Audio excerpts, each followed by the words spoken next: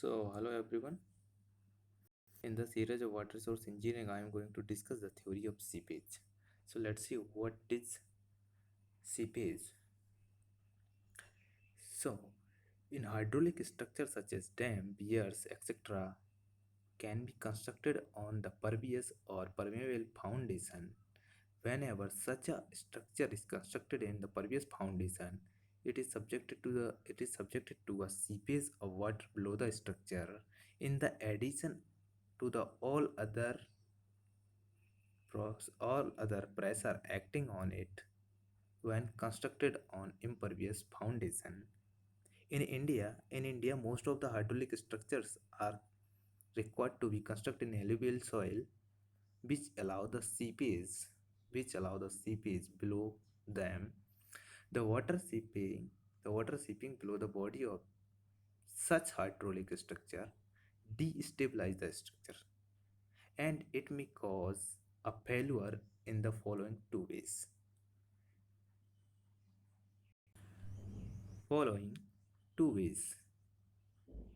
First one, A, by piping or undermining, and second, B, uplift pressure. So let's see one by one what is piping or undermining and what is uplift pressure. If the water percolating through the foundation has sufficient force when it emerges a downstream end of the floor, it may lift up the soil particle at the end of the floor.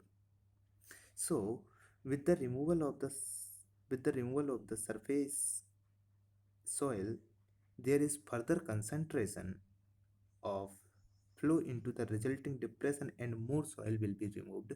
So this process of erosion progressively extends backward. Backward means from downstream to upstream side, and result in the removal of the soil and developing pipe like a formation beneath the floor.